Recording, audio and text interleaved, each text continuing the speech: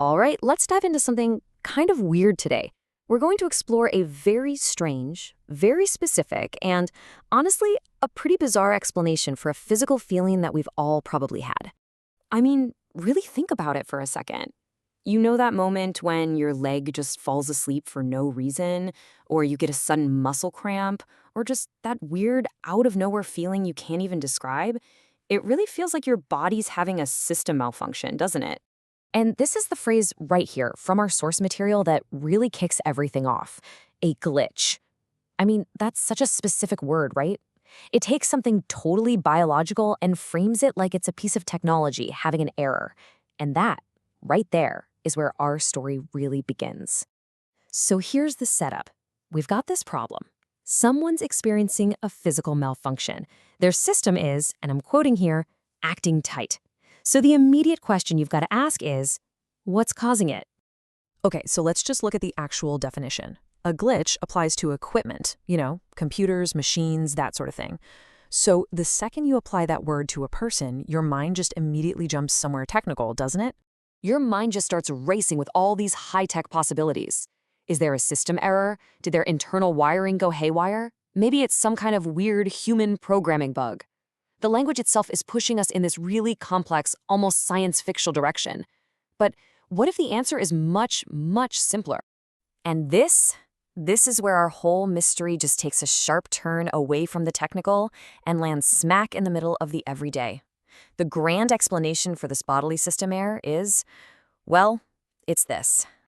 Yep, that's it. All that buildup, all that talk about glitches and systems acting tight, and the cause is just sitting on the TV remote again. It is the perfect anticlimax. And this just brilliantly illustrates the central humor of the whole thing. You've got a problem that's being described with the vocabulary of a major system failure, but the cause is something you'd probably find stuck between your couch cushions. It's that massive, hilarious gap between the perception of the problem and its totally mundane reality that makes this so great. Okay, but let's not stop there. Let's actually analyze the language of the explanation itself, because how this excuse is phrased is honestly just as interesting as the excuse itself. I mean, just look at this comparison. It lays it all out so clearly. On the left, you have these dramatic, almost medical-sounding symptoms, a glitch, to act tight. And on the right, the hilariously simple causes. But maybe the most telling part is how physical discomfort is just explained away with two simple words. Yet again. And if we break it down even further, every single word here is doing some heavy lifting.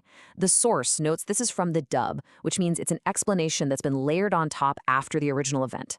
Then you get may have, which is just brilliant. It's not a definite diagnosis, it's just a plausible theory. And my absolute favorite, yet again, which tells you this isn't some one-time crisis. No, this is a chronic, probably slightly embarrassing habit. So why does any of this matter? Why are we talking about this? Because the remote control glitch isn't just some funny little story. It's actually a perfect metaphor for a tendency that I think we all have: finding simple external reasons for our really complex internal feelings.